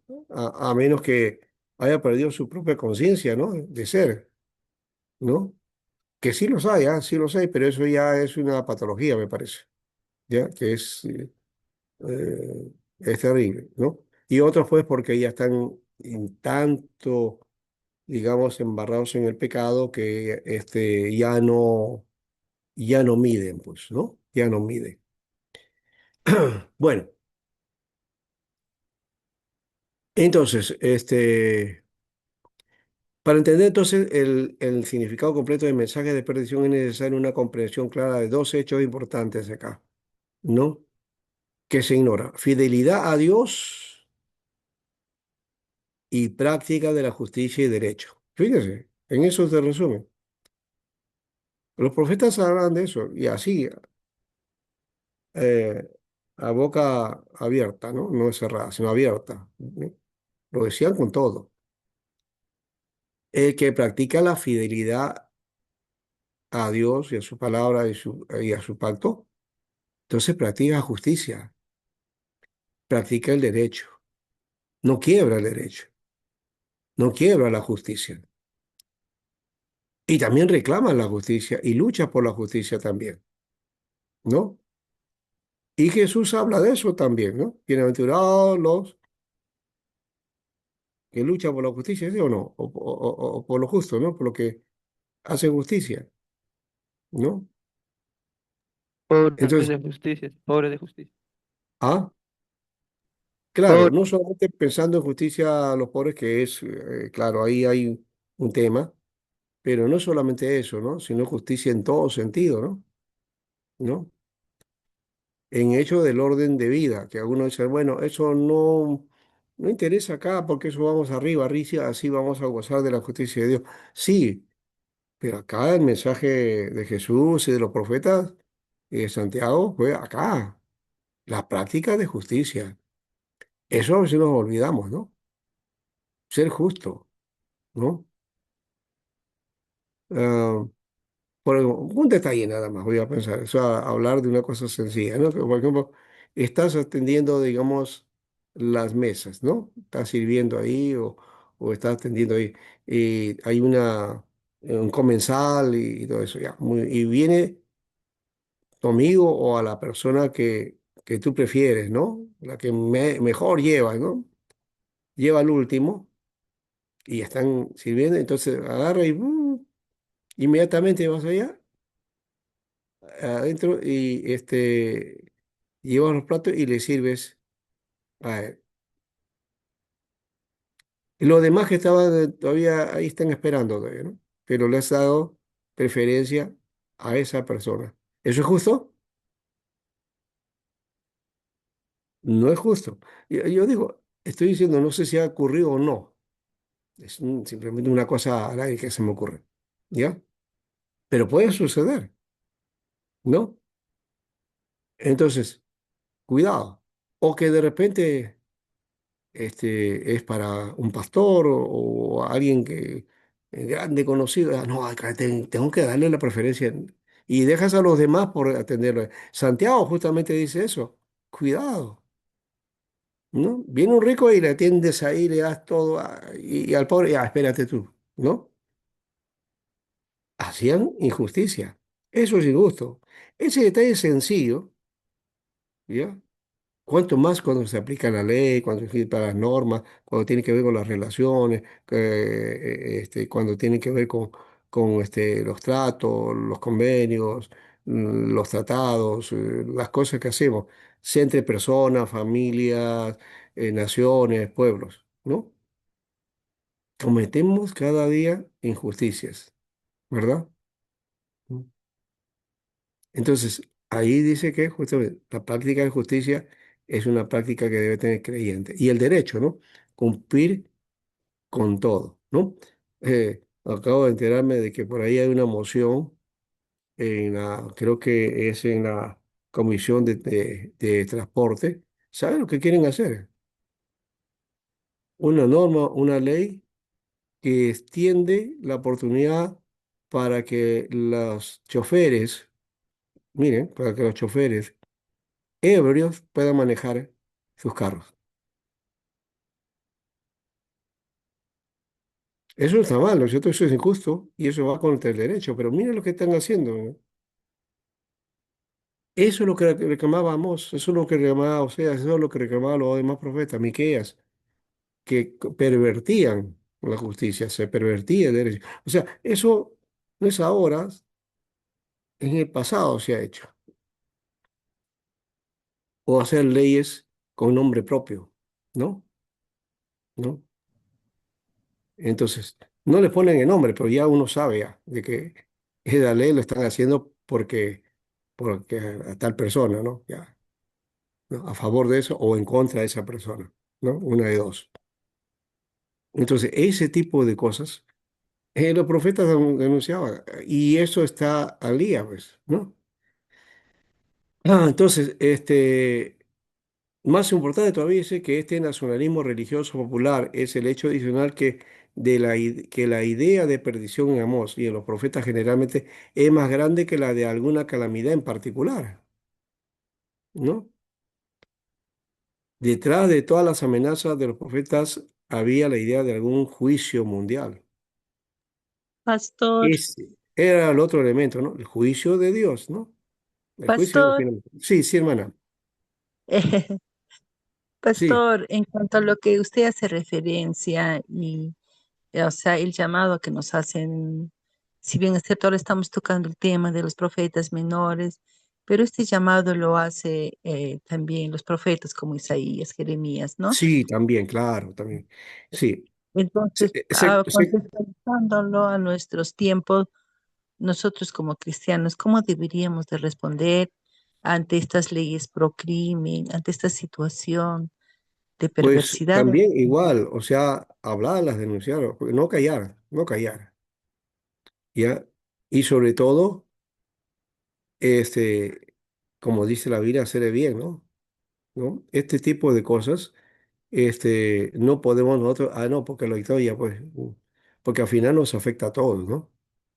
Nos afecta a todos. Y entonces cualquiera puede ser víctima más adelante o simplemente estamos creando una sociedad anómica, una sociedad que solamente, bueno, pues el más fuerte pues hace lo que quiere, ¿no? ¿No? Entonces eso no es justo, no es adecuado. De eso luchaba aquí, pero eso era ese signo de perdición, básicamente. Ese es el otro aspecto. Ese signo de la perdición en que estaban viviendo, ¿no? Eh, Siempre a mí me preocupa este hecho, por ejemplo, que aquí nuestra nación sea muy religiosa, porque lo es, completamente religiosa. Bueno, de por ahí hay algunos que dicen no practican ninguna religión, pero religiosa en general, ¿no? Por la tradición. Pero sus acciones son como de una nación perdida, completamente.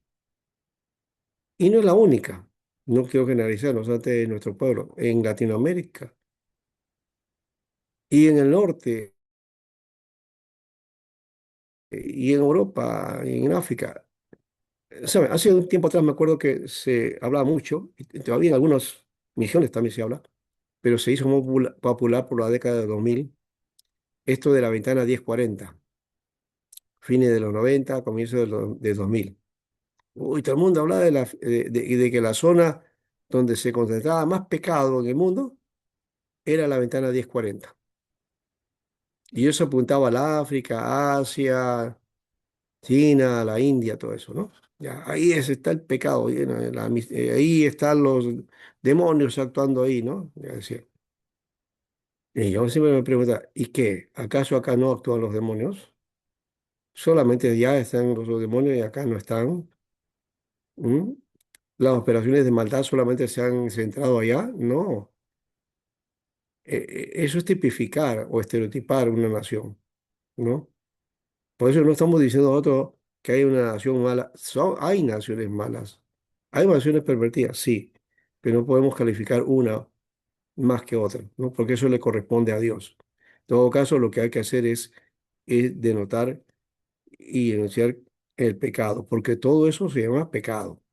Todo eso se llama pecado. Sea pecado, pecado no solamente es tomar fiesta, relaciones prohibidas, o esas cosas, ¿no? ¿No? O sus derivados, que eso creemos que si no lo practica, entonces estás bien, ¿no? Ya. No, hay otras cosas más, ¿no? Más allá de eso, y que están en el corazón, hace que esté en la mente, y en algunas actitudes nuestras también, frente a nuestro prójimo, ¿no? ¿No? Bueno, entonces, eh, la enseñanza que esclarecía fundamental era que de hacer una declaración o repetición de declaración, por una parte, de la naturaleza y carácter verdadero de Jehová, y por otra, de la relación correcta entre Jehová y las otras naciones. Los profetas suplieron esta falta, así lo dice Israel. La enseñanza del libro puede ser resumida bajo los siguientes dos encabezados, ¿no? El concepto de profeta acerca de Dios. ¿Qué decía entonces el profeta acerca, vamos, de esto? Dice, todo su mensaje se concentra en la convicción profética común de que Dios es el gobernador único y justo del mundo, que juzga justamente al pueblo y cuando éste se revela lo dispersa como un vaso de alfarero. ¿Qué lo dice Jeremías también? Dios para nosotros son como vaso del alfarero, ¿no? Que si al alfarero no le gustó ese vaso, ¿qué hace? Lo rompe. ¡Ca! Mete de nuevo el barro, forma de nuevo y otra vez va a hacer la formación, ¿no? Entonces, esa figura es la que hace Dios. Por eso digo, ahí está ese de la niña de los ojos, no siempre funciona, pues, ¿no? Que Dios me cuida. ¿Y cómo entonces acá dice que Dios lo dispersa como un vaso de barro, como un vaso de alfarero, ¿no? Amós presenta una vista universal. Nunca se refiere a Jehová, el Dios de Israel, ¿ya? Sino un término familiar entre ellos, ¿no? Ese es un término familiar, ¿ya? Eh, Entonces, es un Dios universal. Y ese es otro elemento también que a veces no entendemos, ¿no? O sea, nosotros decimos a Dios como Dios de Israel. Sí, es el Dios de Israel, pero es el Dios soberano de todo el mundo, de toda la tierra. Y lo dice el Salmo también, ¿no? ¿No? Creo que hay un salmo que habla de ese, ¿no? ¿No? Este, dice, cantad a Jehová, can- cantad todos los pueblos, pueblos todos, ¿no? Partid las manos, ¿no? Todos los pueblos, ¿por qué? Porque todos los pueblos son de Dios, ¿no? ¿Ya? Porque Dios es el Dios todopoderoso, es el Dios universal, ¿no? Entonces, que se conoce como Dios de Israel, pero no está reducido a Israel. Y ahí viene la diferencia. No es que porque Israel tose, entonces ya, lo voy a atender. De repente Nigeria, Zimbabue, tiene ocurre enfermedad. No, ahí no tengo por qué atenderla. No, Dios está atento a todos. ¿Te das cuenta? A eso me refería, que los profetas también tienen ese cuidado. ¿Ya? Pastor, Ajá.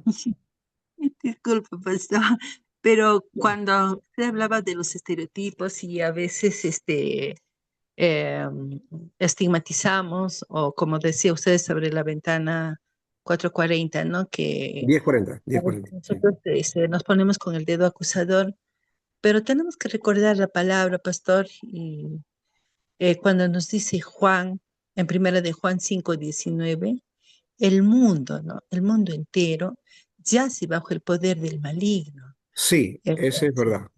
Ya. ¿no? Y nuestra lucha también no es contra carne, no es contra sangre, y Exacto. precisamente por eso acá nos estamos preparando, porque de Ya, qué manera enfrentamos este sistema de perversidad, de corrupción, de maldad. ya, eh, Como ya vemos en cada elección, aparecen los supuestos defensores de la democracia, de la pacificación, y como esta muerte de estos jóvenes que volvían de jugar fútbol y los masacraron, pues, ¿no? Y sí, eso en cada elección siempre hay, ¿no? Y la gente del entorno de ahí dice que fueron militares, ¿no? Y los que fueron asesinados no fueron terroristas, fueron gente de la sociedad civil, gente inocente, ¿no? Entonces, claro, ¿cómo, claro. qué hacemos? Ahí justo se iba mi pregunta, ¿no? Entonces, cuando... Este es el otro elemento, ¿no? Que ese predicamento ha ganado mucho espacio, que cualquiera que habla de este tipo de cosas, ¿no? O que está en contra y que trata de, de denunciar estas cosas, es terrorista, ¿no? Es la típica que te dice, ¿no? ¿A quién no le han dicho eso que no está de acuerdo con todo lo que ocurre? Pero ahí viene justamente este aspecto, ¿no? ¿No? Que Entonces, ese sistema, eh, Amós y los demás profetas lo veían desde el lado de lo que ocurría en lo natural, ¿no es cierto? Vamos a decir así, en la superficie o en las relaciones sociales, ¿no? ¿Ya? En el mundo, en la sociedad, ¿ya? De cómo se relacionan unos a otros. Y miren, esa maldad cómo está ahí mostrada. Entonces, eso es lo que denuncia, la injusticia de esa manera. Pero eso, claro, está provocado porque eso es un sistema que gobierna este mundo y que permite eso, ¿no? Y que esté detrás, ya sabemos que son fuerzas espirituales, pero también por otro lado no es solamente son fuerzas espirituales, sino es la misma naturaleza, cuando está hablando ahí que, que el Dios de este siglo ha cegado, o cuando está mencionando, ¿no? Que esto de Juan, me parece, ¿no? Que habla acerca de este mundo que está, ¿cómo lo mencionaste? A ver, repite esa parte del texto, ¿no? Eh, entonces, la de Juan 5:19 es la segunda sí, parte. El sí, mundo yace bajo el poder del maligno, ¿no? claro. Cuando Pero está hablando de poder de maligno, eso, lo entendemos espiritualizado, ¿no?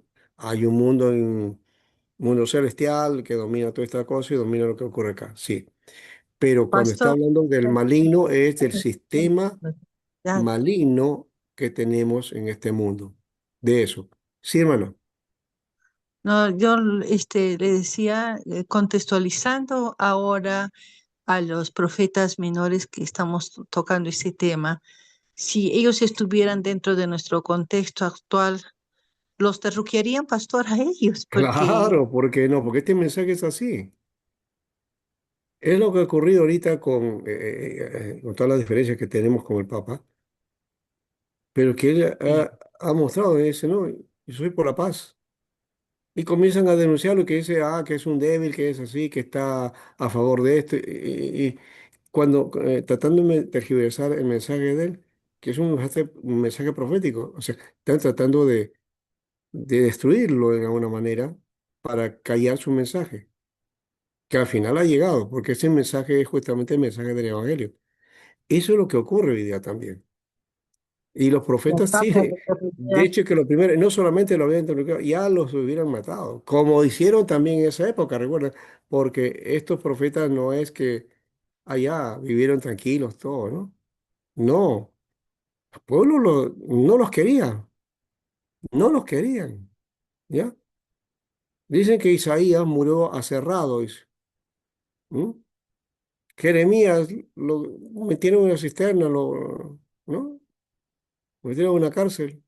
Muchos de ellos murieron por causa del mensaje que ellos estaban predicando, ¿no? Entonces, no ¿Dónde, les dónde? sería, no Nadie. les, no les sería nada raro a ellos morir de esa manera o que se les deduciese diciendo que son, pues, agitadores, ¿no? Agitadores sociales u otra cosa por el estilo, ¿no? Bueno. De paso, este aspecto que le estoy mencionando, también por otro lado, la forma de dar a conocer esto es mostrándole el otro lado, ¿no? Como ya estaba diciendo Marta, y dándole el sentido espiritual. Entonces, que mi relación con Dios, si no estoy bien, entonces voy a estar en la idolatría, voy a estar aquí en pecado, o que me voy al mundo y todo eso. Esa es la típica forma en que nosotros tratamos de interpretar estos hechos. Entonces decimos, bueno, es que como el pecado estaba en ello, entonces lo demás se producía como consecuencia, pues, ¿no? ¿Ya? Pero recuerden que aquí está hablando desde hecho de la maldad que hay en el ser humano, ¿no? Entonces, el maligno se personifica en el Nuevo Testamento. En el Nuevo Testamento se habla directo de que es la maldad que hay en el mundo, ¿no?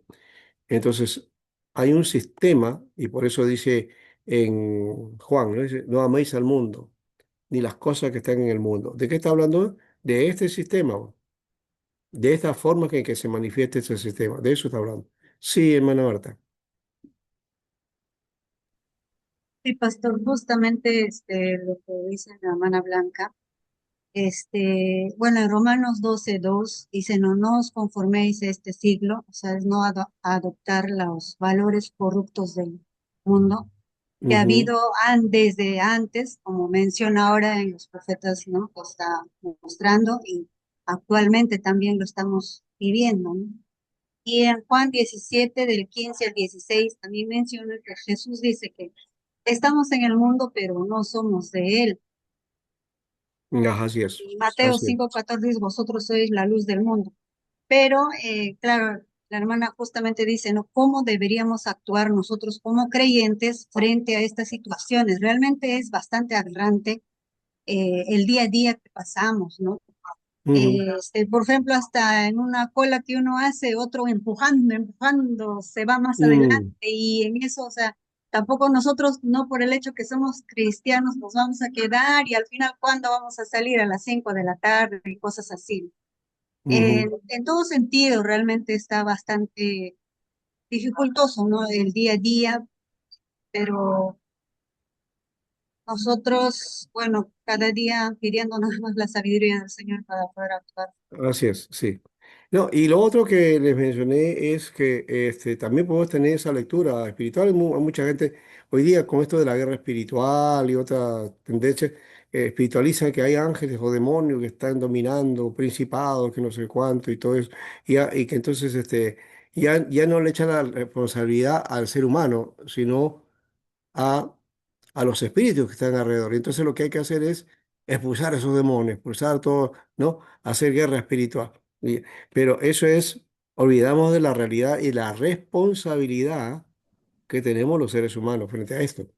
Pastor, pero también como el pasaje que ha leído la hermana, de los que la lucha no es contra carne y sangre, sino contra los huestes espirituales de maldad.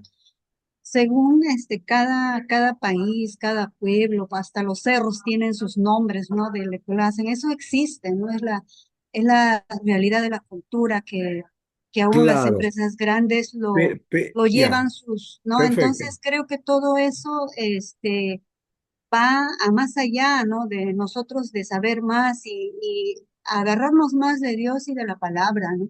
Exacto. Hay que saber diferenciar en esto. Si la Biblia dice que hay hueste espiritual, está hablando de un sistema, recuerden, de un sistema de maldad que gobierna. De eso está hablando, ¿ya? Porque si no, entonces haríamos lo que tú estás mencionando, ¿no? Que en nuestras culturas, nuestra tradición, el dominio pues, que hay de espíritu, ¿no? Del Apu, ¿no es cierto? Del cerro, de la laguna. Entonces vamos a entrar a un panteísmo. Y la Biblia no es panteísta. No, no es que hay dominios de espíritus, no que todo es demonio, ¿no? Yo me acuerdo de una hermana, de exagerada esto, ¿no? Una linda hermana, pero exagerada, muchos años atrás. Le comenté que yo tenía un amigo griego, ¿no? Y yo no sé por qué pensaba así de estos griegos, pero ¿sabe lo que me dijo? Me respondió, ¿cuántos demonios tendrá ese señor? Me dice, por el hecho de ser griego. Yo no sé qué quería que eran los griegos. A mí, ahora nunca no le pregunté, me quedé ahí, ¿no? Nunca le pregunté, "Oye, mamá, pero ¿por qué piensa eso, no? ¿Que es para usted eso, ¿no? Los griegos. No sé qué mala idea tendría de los griegos, qué problema haría tener con los griegos, pero así pensaba, ¿no? Que los griegos tenían demonios. Qué raro, nunca había escuchado eso, ¿no? Entonces, no sabía eso, porque él era un cristiano ortodoxo, ¿ya? Lo sé porque era amigo mío, ¿ya? Y que después trabajó en la embajada griega, acá en Perú, en la dirección de asuntos religiosos, ¿no? Ellos son ortodoxos, ¿no? ¿Ya? Y teníamos algunas conversaciones acerca de eso, ¿no? Bueno, entonces, yo sí lo conocía, el hermano no lo conocía, pero ya lo habían demonizado ya. Esos son estereotipos, como dice Marta. Bueno, quedamos entonces ahí. Por otro lado, vamos a ir avanzando acá. Entonces, la religión profética no empieza con amor, recuerden eso también, ¿no? Sino que ya está Isaías, que mencionó alguien por ahí también. Está Jeremías también, ¿ya? Y está estos profetas que nos hablan de todo esto, ¿no? Y nos mostraron también una cosa, ¿no? Que teológicamente nos estaban hablando de cómo era Dios, ¿no? ¿Ya? Muestra la personalidad de Dios, ¿no? La naturaleza, su carácter, ¿no? Enseña que Dios es una persona, cura por sí mismo, se arrepiente, se comunica a otros, manda, determina líneas de acción, aborrece, abomina. Ahora, cuando habla de aborrecer o arrepentirse, aquí hay que tener cuidado porque uno ve, ¿cómo? Si Dios es Dios, ¿cómo puede tener este tipo de cosas, ¿no? Es que esas son expresiones y la forma de la narrativa aparece ahí, asumiendo que Dios actúa de ese modo. Pero eso sabe cómo se le conoce en términos bíblicos a eso, ¿ya? En la interpretación, se le conoce como antropopatismo. Antropopatismo. A eso se conoce como, el antropopatismo es mostrar sentimientos humanos, ¿no? Mostrar sentimientos humanos. El arrepentirse es de hombre.